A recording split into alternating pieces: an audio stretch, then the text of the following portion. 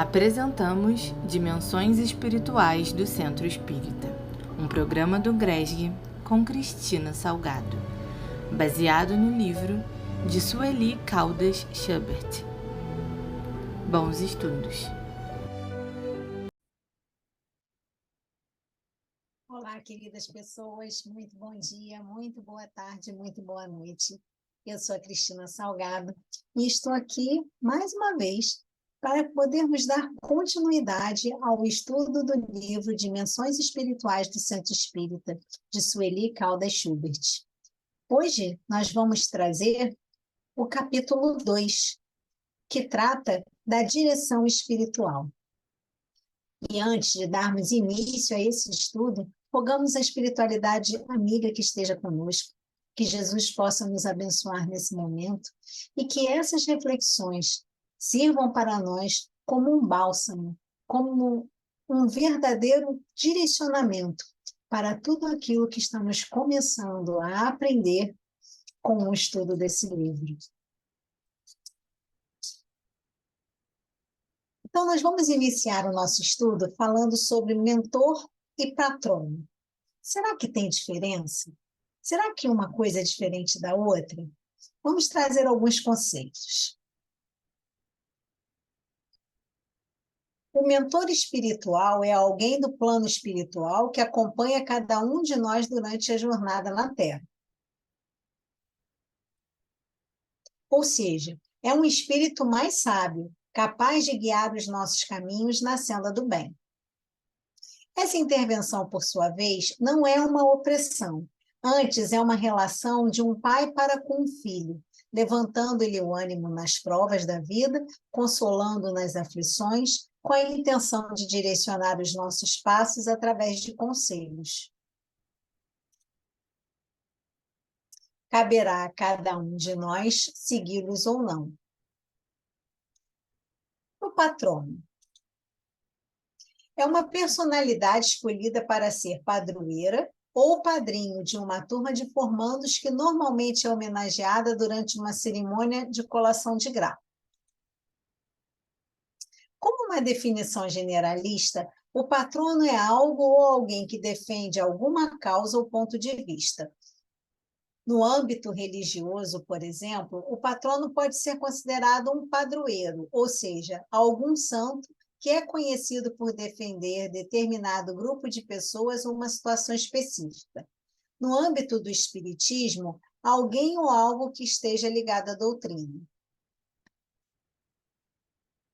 O patrono é aquele que defende, aconselha e direciona. Por que eu trouxe essa curiosidade? Apesar de que assim, os conceitos, né, no caso do patrono, estão muito mais associados às nossas questões materiais, porque eu não encontrei um patrono espiritual. Sempre que a gente faz menção a um patrono espiritual, nas pesquisas que eu fiz, está muito mais associado a trabalhos específicos dentro da casa espírita. O mentor seria aquele que é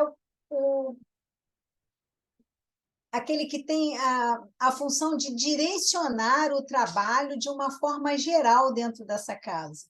Na verdade, o mentor e o patrono, eles têm a mesma função, porque você pode ter um mentor espiritual da casa e um mentor específico para cada trabalho que seja ali realizado.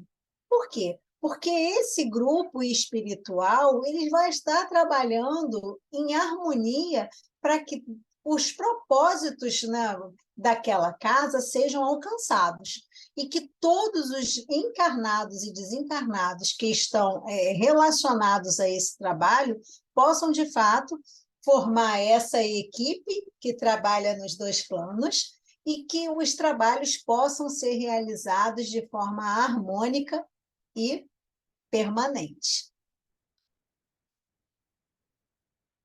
Direção espiritual.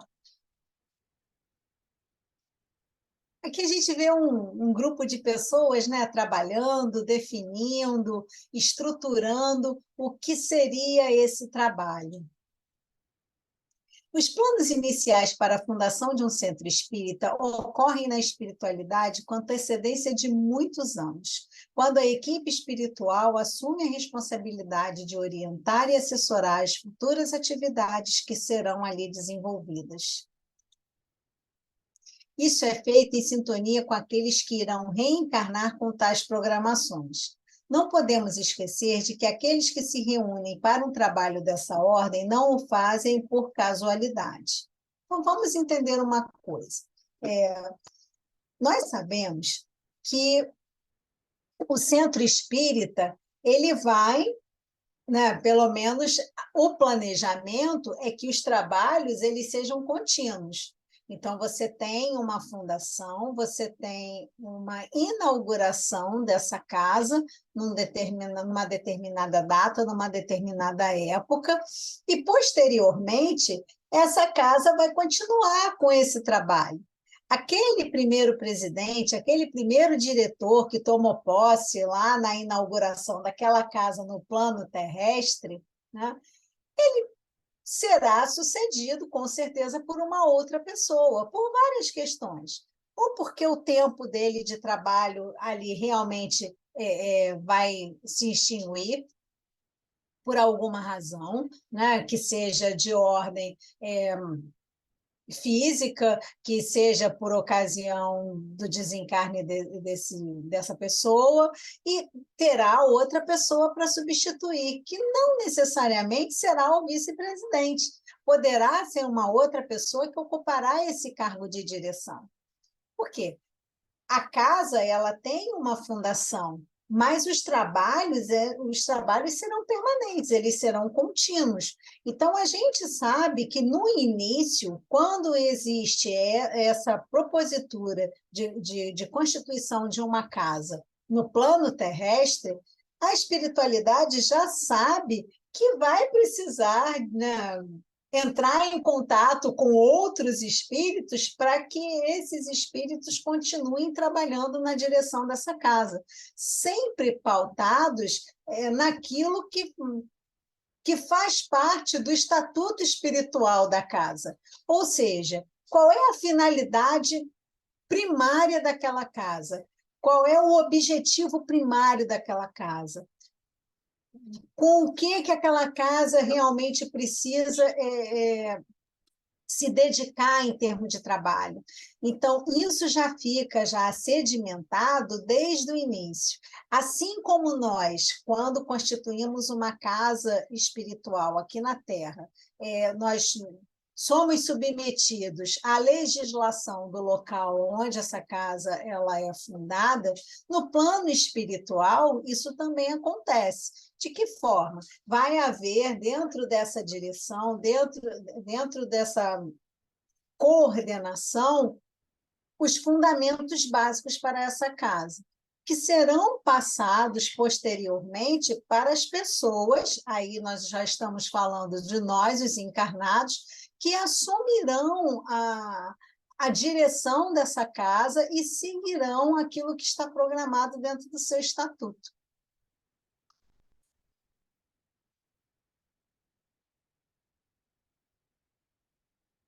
Então, essas planificações na espiritualidade antecedem, portanto, a reencarnação dos que irão trabalhar no plano físico. Então, nós temos um primeiro grupo de pessoas, né, que serão convocadas, serão convidadas a trabalhar nessa casa a partir da sua fundação. Lembra, nós começamos lá montando o alicerce, fundamentando tudo direitinho, e vamos começar a erguer esse projeto aqui na materialidade. Então, nós precisamos de pessoas que já estejam comprometidas com essa primeira etapa necessária à edificação do centro espírita. Então, esse primeiro grupo, ele já vai ser convidado para participar desse trabalho, porque nós precisamos, né, ter pessoas aqui comprometidas com a edificação dessa obra, e, posteriormente, pessoas comprometidas com a continuidade dessa obra. Então, para se chegar a estabelecer esses compromissos, são estudadas as fichas kármicas daqueles que estarão à frente da obra no plano material. Ou seja, de primeira linha, quem é que nós vamos chamar para trabalhar?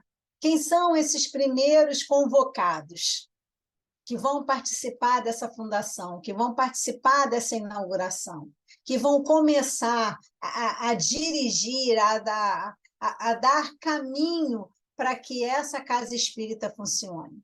Porque a casa espírita ela vai funcionar, né, com o seu corpo de presidência, vice-presidência, né, os diretores, tudo de acordo com o que estiver previsto naquele estatuto, né, na ata de fundação e, posteriormente, no estatuto do Centro Espírita. E, posteriormente, outras pessoas serão convocadas a dar continuidade a esse trabalho. Então, o que nós vamos observar nessas fichas kármicas? Nós vamos observar a necessidade que cada uma dessas pessoas tem de estar à frente da direção de um trabalho, de uma coordenação de um centro espírita. O que essas pessoas precisam? É o mandato mediúnico? Qual é o comprometimento que tem? Porque essas pessoas elas vão dirigir, elas vão comandar todas as demais pessoas que estarão trabalhando nessa casa. Cada um de nós que participamos das nossas casas espíritas, nós temos uma função.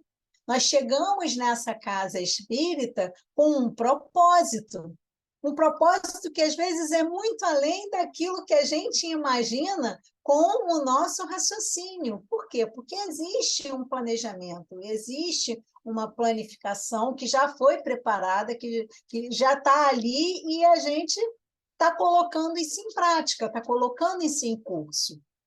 Então, a partir daí, os convites são feitos. Então, nós vamos convidar o espírito X, o espírito Y, para participar dessa primeira formação, desse primeiro fundamento. Por quê? Porque nós já temos o nosso alicerce já concluído, nós já estamos edificando a estrutura dessa casa espírita do ponto de vista espiritual, e agora nós precisamos do comprometimento dos que vão reencarnar para que essa obra comece, né, aqui no planeta e prospere, e continue, e permaneça.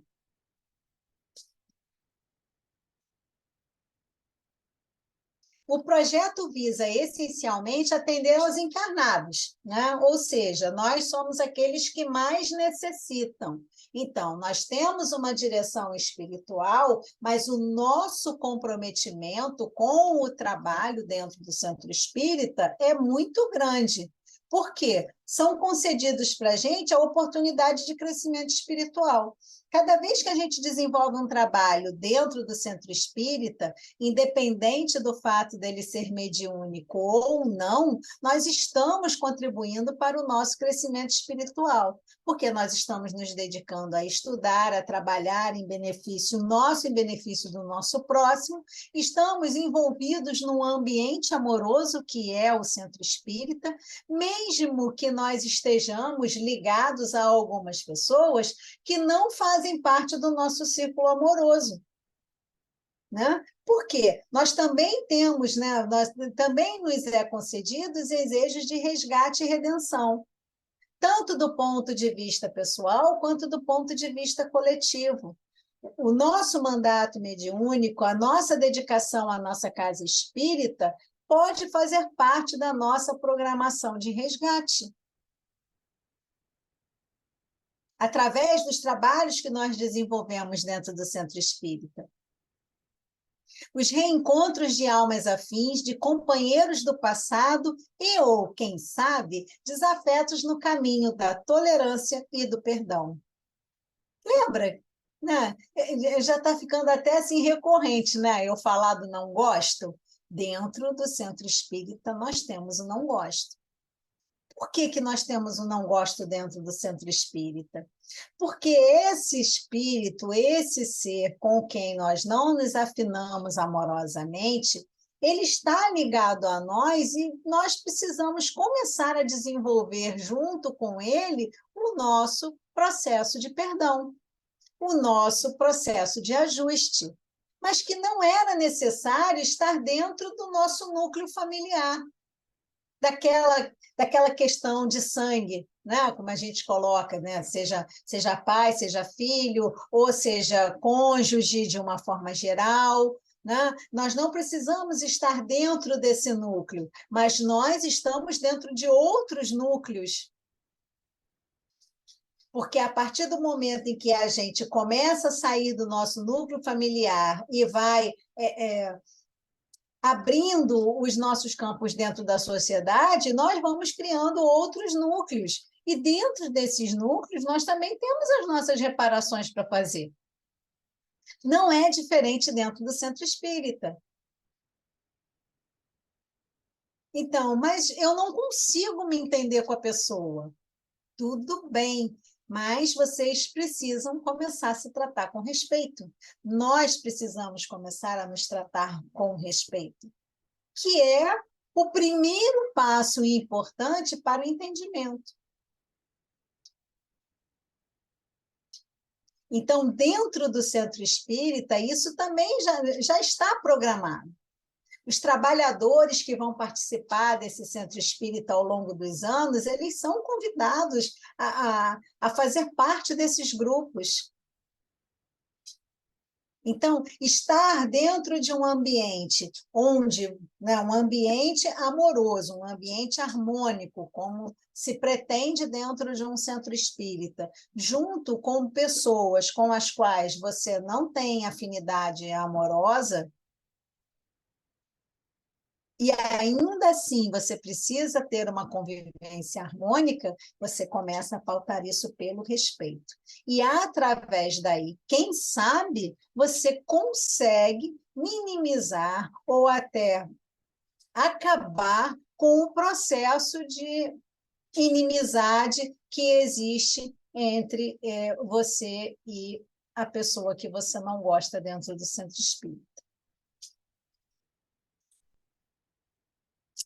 Vamos agora para a escolha do mentor.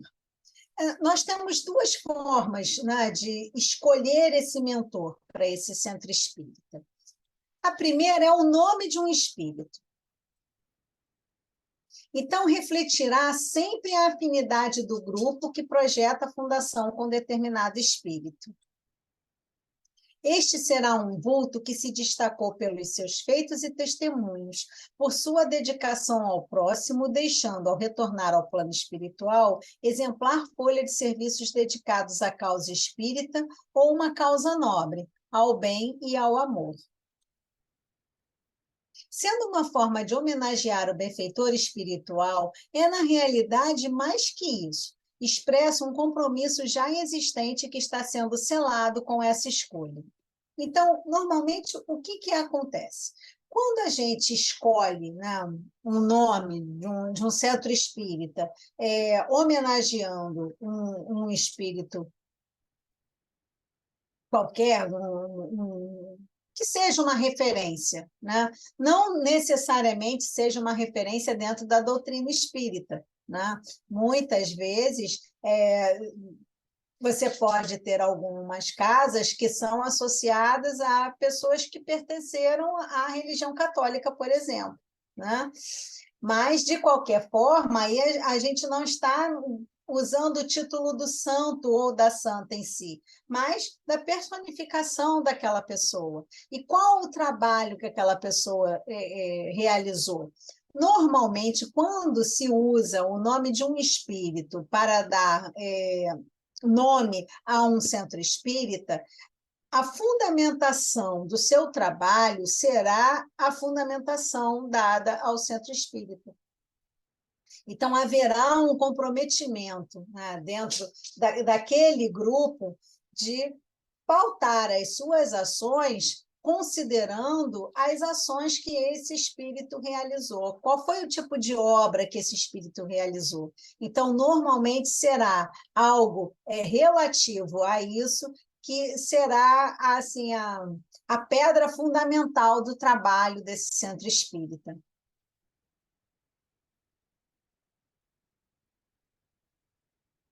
Podemos usar também uma outra designação para a escolha desse mentor.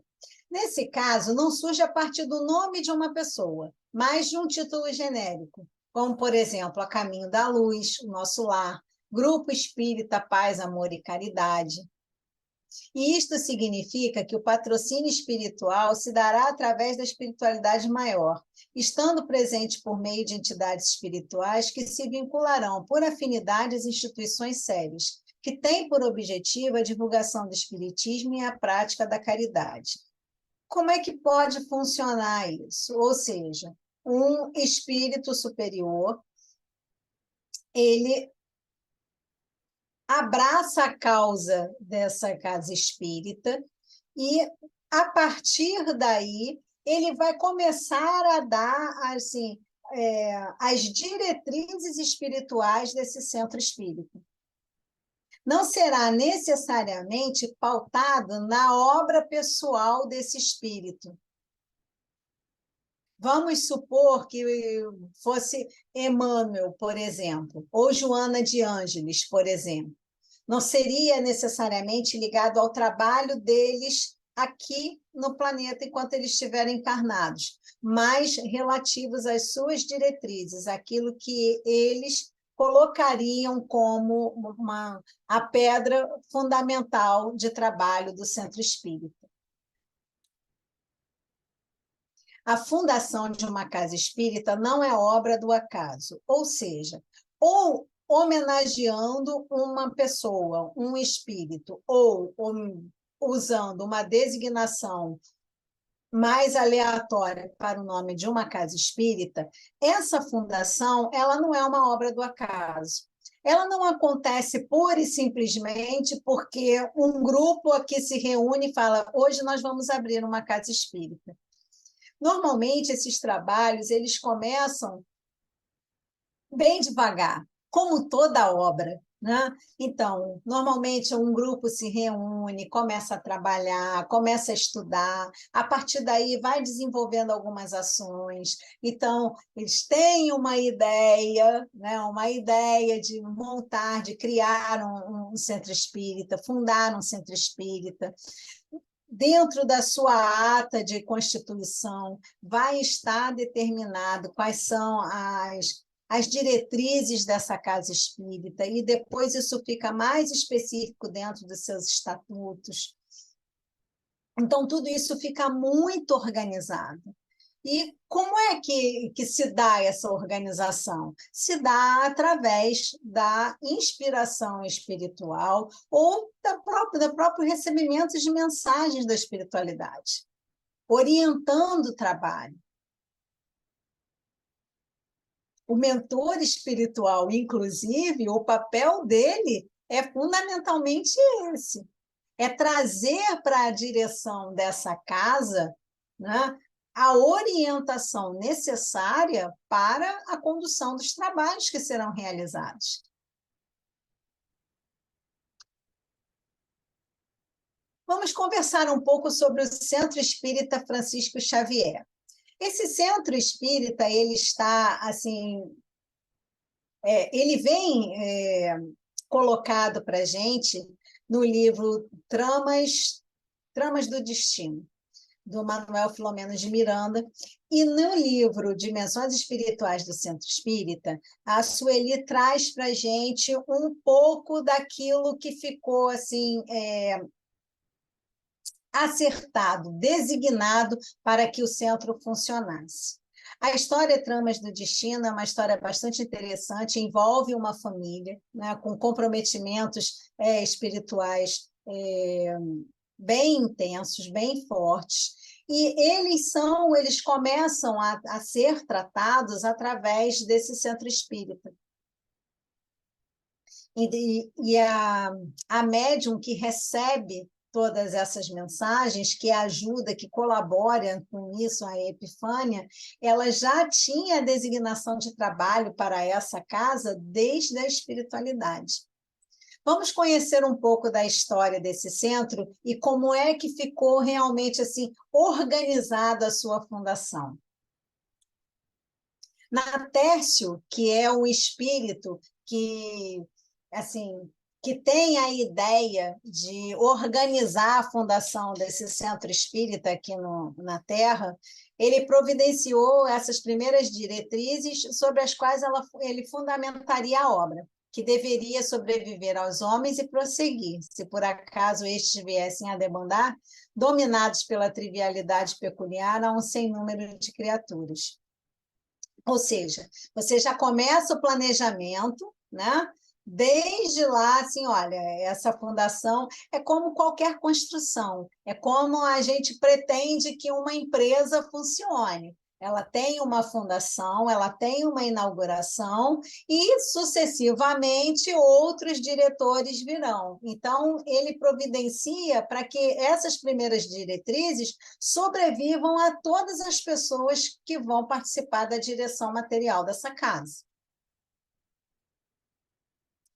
Ele, sendo um profundo admirador e discípulo de São Francisco Xavier, que fora na Terra e incansável propagandista da fé cristã, tendo-a levado ao Japão, à China e à Índia no século XVI, recorreu ao fiel apóstolo de Jesus, suplicando seu patrocínio espiritual para a casa que se pretendia erguer, e cuja finalidade seria a da divulgação do cristianismo na sua pureza primitiva, ou seja, o cristianismo redivivo, o cristianismo puro, aquele cristianismo que realmente foi trazido por Jesus e passado para todos nós através dos evangelistas, dos apóstolos. Recebido pelo mensageiro do Cristo, cuja vida fora dedicada à cultura e à expansão da doutrina de Jesus, expôs o programa que, com humildade, objetivava realizar. Aí é aquele momento em que o Natércio está conversando com Francisco Xavier e propõe a ele assim, olha, nós queremos fundar um centro espírita com o seu nome e que vai fazer alusão à sua obra. Vou colocar aqui para o senhor a nossa proposta. Incrementaria entre os homens o ardor da fé e a pureza dos princípios morais, conforme as regras simples dos seguidores do caminho, sem os atavios do dogmatismo, da aparência e dos formalismos.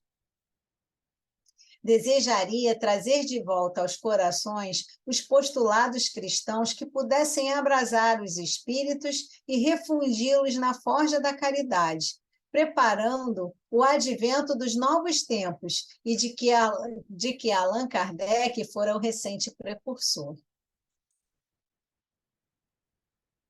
Rogava-lhe, desse modo, o beneplácito da proteção, ou seja, por favor, nos proteja, nos ajude, colabore conosco e guarda para os empreendimentos em pauta, considerando o seu carinho por aqueles que ignoravam no passado a mensagem libertadora. Agora, embora os homens se vinculassem a denominações cristãs, negavam-se à vivência do Evangelho, demorando-se em condições mais lamentáveis do que os antigos pagãos, que ele buscara converter nos tempos heróicos. Asseverava haver muita propaganda do mestre e demasiado desconhecimento moral da excelência das suas lições, quando transladadas para a intimidade de cada crente. Relatou as dificuldades vigentes nos dias atuais, a licenciosidade e o egoísmo soberanos, o materialismo e a displicência dos governantes. Aludiu também às massas de sofredores em legiões de desesperados, carecendo de luzes para a noite moral em que se aturdiam. Isso tudo é Natércio expondo sua proposta para Francisco Xavier. O templo, cuja construção estava planejada, trabalharia sem cessar, através de equipes constituídas de seguidores do Santo das Índias, interessados em reativar a fé e reconduzir as criaturas a Jesus. Terminado o relato, que fora minudente, porém sem os detalhes de pouca relevância, recebeu o aval do insigne missionário, mas Francisco Xavier colocou algumas condições. Afinal de contas, o centro levaria o nome dele. E para ser realmente representante da obra que ele executou enquanto estava encarnado, teria que se ater a algumas condições de acordo com aquilo que ele queria. Então, Francisco Xavier concorda, desde que ali se prime pela preservação do Evangelho em suas linhas puras e simples, num clima de austeridades morais e disciplinados serviços iluminativos, com os resultantes dispositivos para a caridade nas suas múltiplas expressões, tendo-se, porém, em vista que os socorros materiais seriam decorrência natural do serviço espiritual, prioritário, imediato e não os preferenciais. Ou seja, olha só, nós estamos dentro de uma casa espírita para cuidar da alma humana. Não faz parte da minha prioridade o alimento material. Faz parte da minha prioridade o alimento espiritual e o alimento material será dado também em consequência disso. Então, sim, temos austeridades morais, ou seja, nós precisamos estar em um clima de respeito, né? Nós precisamos estar nós precisamos estar dentro do nosso centro espírita convivendo de forma adequada, trajando roupas adequadas, falando palavras adequadas, tendo atitudes adequadas e sentimentos adequados também. Por mais que eu saiba que eu posso estar convivendo com um desafeto dentro do meu centro espírita, eu não posso chegar imbuído de raiva, de ódio, de inveja, de ciúme, de qualquer sentimento inferior, ou tendo a intenção de prejudicar essa pessoa. Ou não querendo atender amorosamente aquele que busca a casa espírita precisando de um lenitivo, seja ele material ou espiritual. Então, os nossos serviços, eles precisam ser iluminativos e precisam, para isso, ser disciplinados. Não deveria esquecer-se de que a maior carência ainda é a do pão de luz da consolação moral, que o livro da vida propicia fartamente. Que os deveres primeiros e mais urgentes são os da alma. Evangelizar, instruir, guiar são tarefas urgentes na reconstrução do cristianismo. Os compromissos materiais de assistência social, na sua dinâmica de crescimento incessante, podem dificultar a livre ação moral de muitos trabalhadores honestos, que se veem obrigados a fazer concessões doutrinárias e morais, a fim de não perderem ajudas, valores, bens transitórios que produzem rendas e facultam socorros. Nós temos hoje, né, algumas casas que se dedicam à assistência social de muitas pessoas. Algumas em situação, né, de rua, outras já são famílias assistidas já há algum tempo nessas casas. Então, o que aqui se fica claro? Que a prioridade é evangelizar, é instruir, é guiar essas pessoas na tarefa de reconstrução do cristianismo. Ou seja, eu preciso mostrar para ela aquilo que Jesus nos trouxe através dos evangelhos. Mas a gente sabe que a gente não pode desprezar as questões materiais. Eu não vou conseguir chegar ao coração de uma pessoa que está com fome se eu não conseguir ajudá-la de uma certa forma a pôr fim nessa necessidade dela. Mas a assistência, ela tem que ser coerente. Eu não posso viciar uma pessoa em uma assistência social dada por uma casa espírita para que, através disso, ela receba a palavra de Jesus. Por outro lado, o que acontece? Algumas instituições recebem doações, inclusive de empresas, para que possam trabalhar com essa assistência, para que possam dar a essas pessoas o alimento, seja através de cestas básicas, seja através de quentinhas. Nós temos algumas casas que trabalham muito com esse tipo de assistência. Mas o que acontece? Essas casas, elas ficam também obrigadas a fazer a divulgação disso, a mostrar o que aquilo que foi doado está sendo utilizado para aquela finalidade. Então, aqui, muitas vezes, essas casas acabam ficando amarradas a certos compromissos e precisam dar a publicidade não somente do trabalho em si, mas também daquele que, de certa forma, o está patrocinando. Isso muitas vezes acontece não só porque é uma pessoa jurídica que está colaborando com a casa, mas também no caso de pessoas físicas. As pessoas, elas fazem as doações e têm necessidade de ter certeza que aquelas doações estão sendo usadas. Então, esse cuidado ele é muito importante, porque isso acaba obrigando a casa a ficar refém desse tipo de propaganda, desse tipo de publicidade.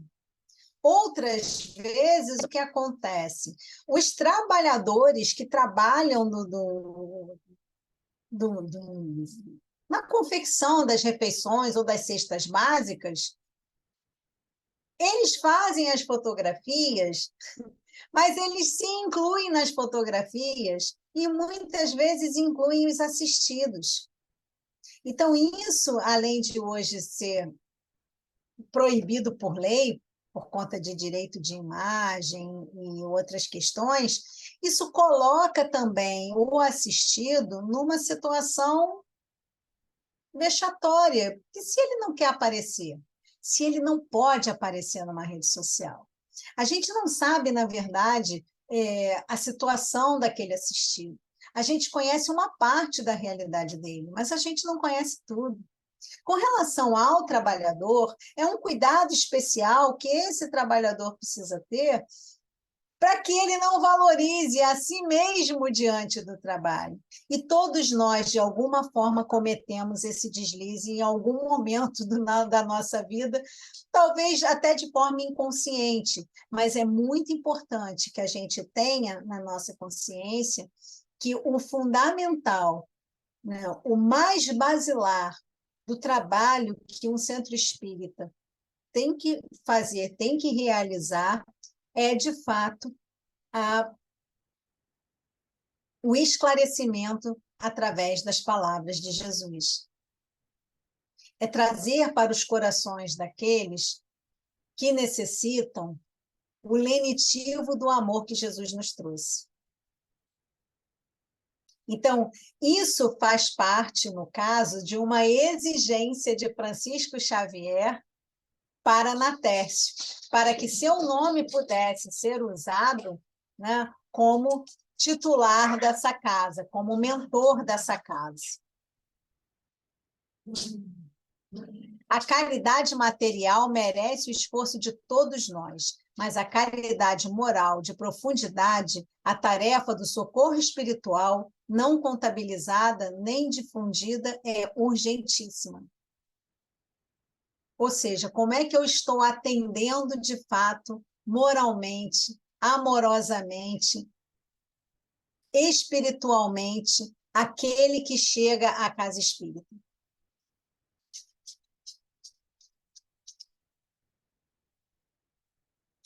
O tempo encolhe e a pressa lhe toma o lugar, não havendo já em muitas entidades lugar nem tempo para Jesus ou para os obsidiados, os ignorantes do espírito.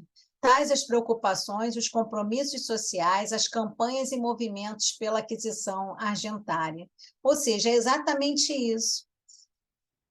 Eu conheço algumas casas que entram em profundo desespero quando chegam na época de atender a esses compromissos materiais, porque não estão conseguindo captar os recursos necessários para poder fazer frente à continuidade desse trabalho. Porque acabam se tornando reféns do trabalho.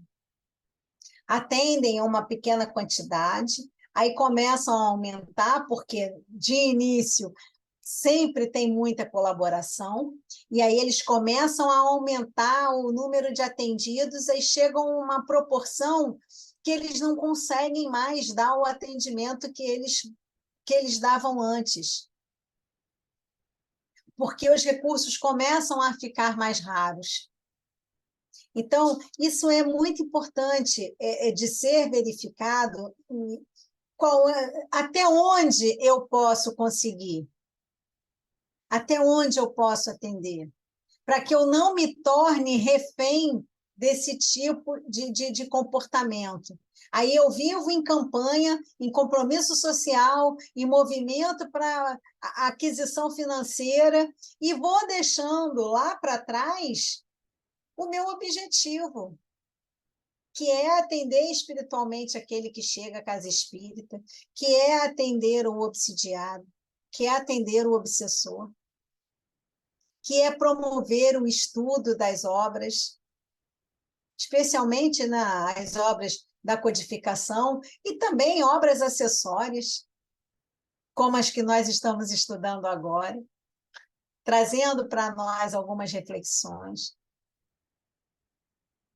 para que quando cada um de nós, se estivermos na condição de diretores, de presidentes de uma casa espírita aqui no planeta, a gente lembre sempre do compromisso espiritual que a nossa casa tem.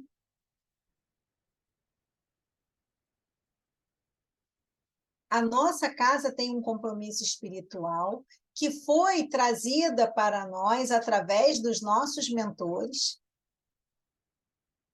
E esses compromissos certamente fazem parte da ata de constituição da nossa casa, estão presentes dentro do nosso estatuto,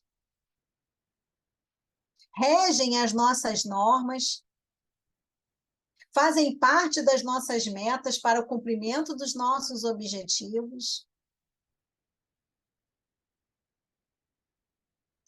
Então, nós não podemos nos desligar daquilo que realmente é o nosso comprometimento, dentro daquilo que faz parte da equipe que trabalha no nosso centro espírita. E essa equipe é a equipe dos dois planos, né? Lembrando sempre que nós somos uma equipe de encarnados e desencarnados, e nós trabalhamos juntos para que nós possamos alcançar os nossos sucessos, tanto de forma pessoal, né? Porque nós já vimos que nós nos comprometemos com isso e precisamos, né, realizar as nossas tarefas, quanto do ponto de vista coletivo. O centro ele precisa se manter, ele precisa crescer, ele precisa prosperar. Sem qualquer restrição à prática da caridade material, inadiável e sempre presente, a excelente caridade moral, a luminosa caridade espiritual, constituem-se em imperativo primordial e insubstituível. Ou seja, nós podemos continuar fazendo as nossas assistências sociais, mas jamais, de forma nenhuma, podemos esquecer das nossas assistências morais e espirituais. Então, isso foi uma exigência de Francisco Xavier. O abnegado Francisco Xavier solicitava, no exercício da caridade, preferência pelos enfermos do espírito, que somos quase todos nós, né, aqui no planeta, e nos seus círculos mais próximos. Particularmente os obsidiados, em cujo ministério se deveriam cuidar com acendrado carinho, ou seja, com um carinho bem pontual, dos perseguidores desencarnados, aos quais se ministrariam assistência consoladora, capaz de os desvencilhar do mal que trouxessem em si mesmos, para fruírem da libertação que a palavra de vida eterna propicia. Ou seja, essa casa, este centro, estava fundamentado a cuidar dos obsidiados. Então, nas suas reuniões mediúnicas, tinha sempre o trabalho da desobsessão. Vamos cuidar dos obsidiados? Vamos cuidar dos obsidiados, mas vamos principalmente cuidar com amor e desvelo dos obsessores.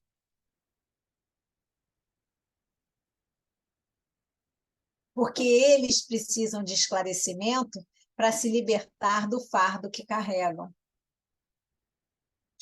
Eles precisam da cura dos seus espíritos.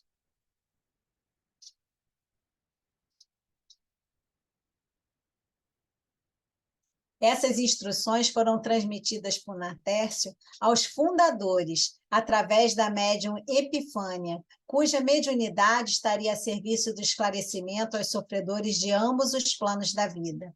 Epifânia é uma médium que tem uma dedicação, né, muito amorosa a essa casa e, através da psicofonia, colabora muito para os trabalhos de desobsessão que são realizados ali. E ela recebe todas essas mensagens ainda em espírito, e já sabia do seu compromisso com esta casa, já sabia que ela tinha um mandato mediúnico que seria exercido no Centro Espírita Francisco Xavier. Então, é um capítulo bastante interessante, com mais detalhes, né? Eu não coloquei todos os detalhes aqui, inclusive coloquei mais detalhes do que tem especificado no livro da Sueli, porque eu achei muito interessante a maneira como Natércio vai a Francisco Xavier e conversa com ele sobre a possibilidade de se fundar uma casa espírita, considerando a obra que Francisco Xavier tinha realizado aqui no século XVI. E aqui eu trouxe uma orientação de Emmanuel. Mas antes de falar dessa orientação de Emmanuel, eu não cheguei a colocar isso em nenhum slide, porque eu achei mais interessante falar. Desse livro aqui, não sei se vocês vão conseguir ver, não está bom, né? Assim, aqui, deixa eu ver aqui. Não dá para ver. O livro são Bastidores de uma Casa Espírita, né? Foi psicografado por Humberto Fabri, né? Tendo sido ditado pelo espírito Luiz Carlos, e ele conta a história de 3 espíritos que estão em aprendizado, né? E um dos aprendizados, eles conhecem um espírito chamado Tito, que na sua última encarnação teve a oportunidade de ser dirigente de uma casa espírita. O que acontece? Ele, quando chegou ao cargo de dirigente de uma casa espírita, durante anos ele trabalhou nessa casa como expositor e orador. serviu nessa casa como expositor e orador durante muitos anos, vindo depois a ser eleito diretor da casa. Quando ele alcança esse posto, ele já se modifica, porque ele já se sentiu numa posição superior em relação aos demais, porque ele tinha sido eleito, né, o presidente da casa. E aí ele começa a impor as opiniões dele, tanto com relação aos trabalhos assistenciais, quanto com relação às questões de ensino doutrinário. E dessa forma, agindo de uma forma muito petulante, ele começou a fazer vítimas entre os trabalhadores. E aí os espíritos, né, que estavam lá em observação, em aprendizado, né, eles perguntam, como assim vítimas? E aí ele coloca, assim, ele classifica, né, que são vítimas porque eles sofreram muito com a intolerância de Tito. Então, o que acontece? Tito era extremamente preconceituoso e ele colocava, né, assim, ele olhava para a pessoa e se ele achasse que a pessoa não era condizente com aquilo que ele acreditava que era certo do ponto de vista de uma orientação sexual, ele simplesmente ele tirava a pessoa do trabalho, colocava a pessoa como é que é? Numa assistência espiritual para os trabalhadores, e eles jamais saíam dali. Então, como trabalhadores, ele afastava esses trabalhadores do trabalho, que eram voluntários, que ele mesmo, né, na condição já de desencarnado, reconhece que eram pessoas que moralmente eram muito superiores a ele, mas como ele estava presidente, então ele achava por bem afastar as pessoas e não permitia que essas pessoas voltassem mais ao trabalho. Se ele fazia isso com os trabalhadores, com aqueles que iam lá para estudar as obras e participar da casa como frequentadores, ele também fazia pior, ao ponto de não deixar nem que as pessoas pegassem livro na biblioteca ou que não frequentassem a casa, porque, de acordo com aquilo que ele achava que era certo, aquelas pessoas não estavam na condição adequada. E por que eu estou trazendo isso daqui? Porque lembra que lá, no iniciozinho do nosso estudo, quando a gente fala sobre o mentor, a gente coloca que é uma orientação que a gente pode receber ou não. Então, era um mandato que ele tinha e que assim que ele conseguiu alcançar, ele se perdeu. Então, nós precisamos também ter cuidado, porque nós não podemos pôr em risco a estabilidade e a harmonia do nosso centro espírita. Independente do cargo que nós ocupemos, mas principalmente se nós estivermos à frente da casa como presidentes. Porque nós, como presidentes, nós somos os primeiros guardiões da harmonia e da continuidade dos trabalhos que se realizam no centro espírita. Então, nós precisamos dirimir as fofocas, vamos acabar com as fofocas, vamos minimizar os grupinhos, vamos fazer com que o nosso trabalho espiritual ele se realize de acordo com a orientação que nós recebemos dos nossos mentores. Porque dentro do centro espírita, nós estamos ligados e imbuídos a propósitos muito superiores àqueles que dizem respeito às nossas questões pessoais. Então, quando nós estamos à frente da presidência de uma casa, quando nós estamos à frente de uma diretoria, qualquer que seja ela, que estamos à frente de uma coordenação de um trabalho, qualquer que seja ele, vamos lembrar que a nossa participação ali, ela é importante, principalmente para que a gente possa conduzir harmonicamente todos aqueles espíritos encarnados e desencarnados que ali chegarão. Como nós vamos conseguir passar as orientações amorosas de Jesus se nós sequer conseguimos conter as nossas vaidades pessoais?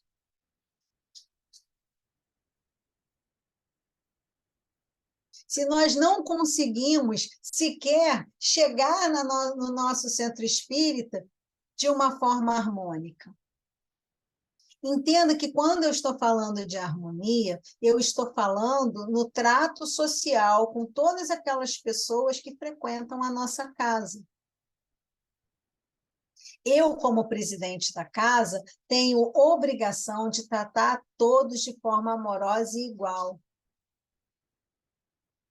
As questões administrativas ou as questões relativas aos trabalhos que são realizados e que precisam ser conduzidos de uma outra forma, eu vou tratar diretamente com aquele grupo responsável por esses trabalhos, com aqueles trabalhadores que fazem os trabalhos. Mas o amor, e o amor respeitoso, ele tem que ser distribuído a todos igualmente. Eu posso não conseguir abraçar aquele irmão com quem eu tenho uma questão de desafeição. Mas eu preciso tratá-lo fraternalmente. Eu preciso contribuir para a harmonia da nossa casa.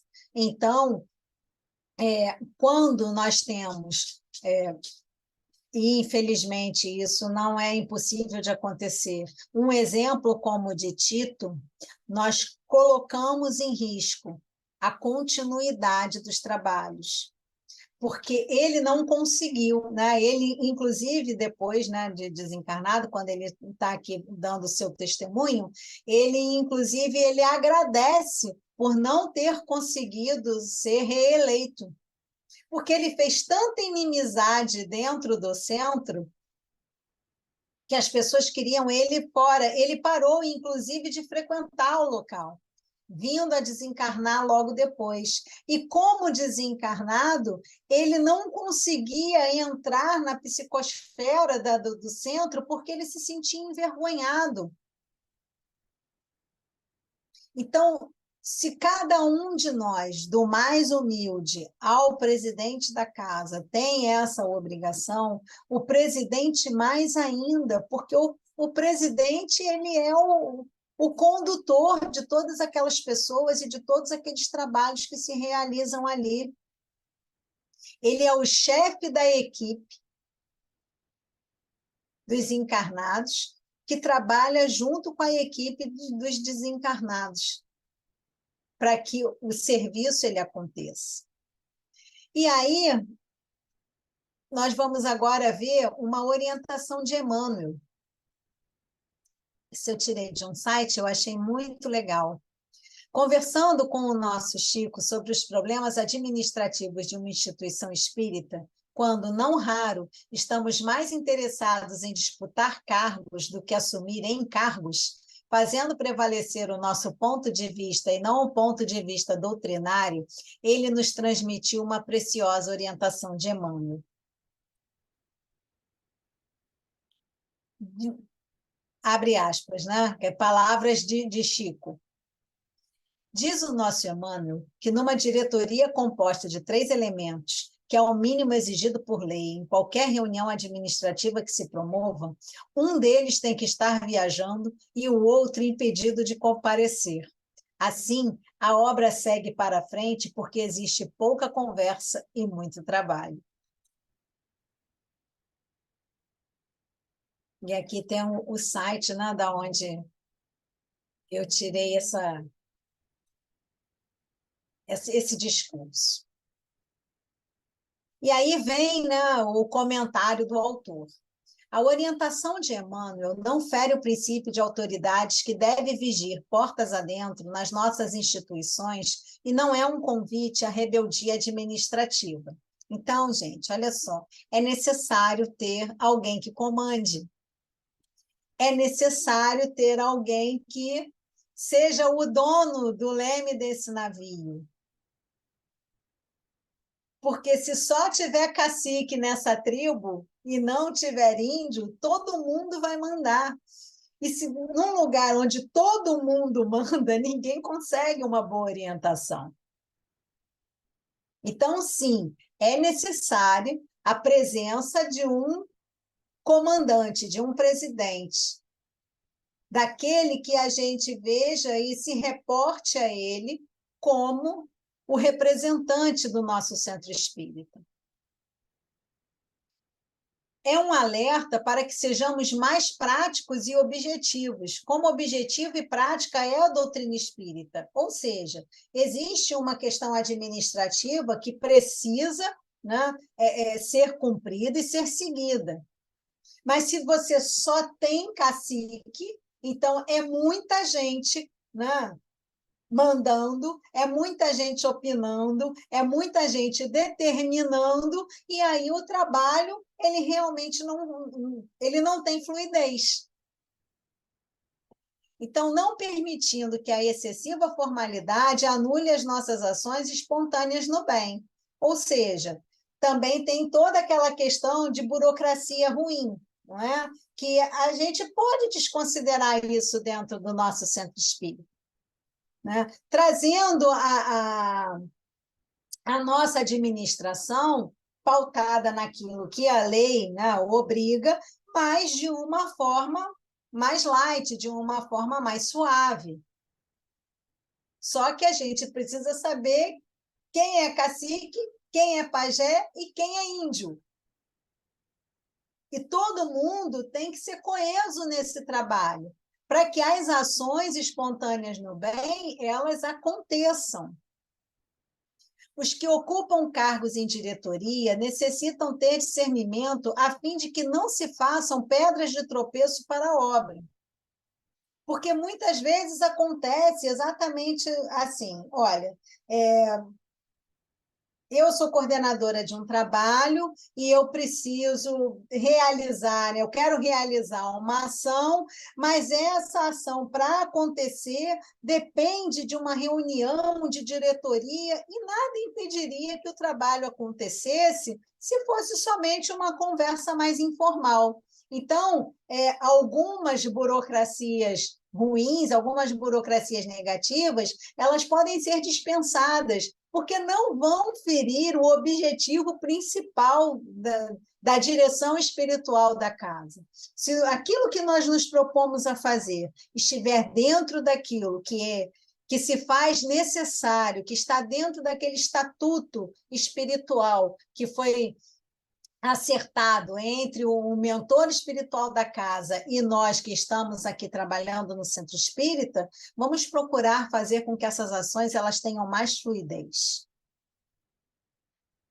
Foi por isso que Jesus disse que quem quiser ser o maior no reino dos céus, seja na terra o servidor de todos. Ele mesmo, cingindo-se com uma toalha, lavou os pés dos discípulos.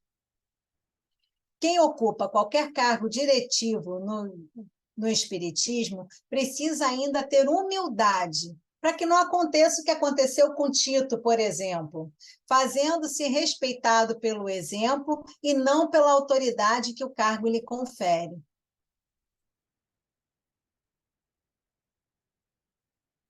Chegamos, então, ao final, trazendo uma palavra de Emmanuel. Ação pronta. Se a ideia relativa a algum bem por fazer saltou do silêncio para a tua cabeça, não perguntes demasiadamente aos outros sobre a maneira de executá-lo. Comece a trabalhar e o teu próprio serviço trará os companheiros que colaborarão contigo, auxiliando-te a pensar no melhor a ser feito. Amigos, nós chegamos ao final. Agradecemos amorosamente a todos vocês que nos assistem. Pedimos que nos mandem perguntas, se tiverem dúvidas com relação a alguma coisa, ou gostariam de colocar alguma reflexão. Nós estamos disponíveis através dos canais do GRESG. Aqui no YouTube tem a seção de comentários, pode colocar lá que nós vamos responder assim que for possível.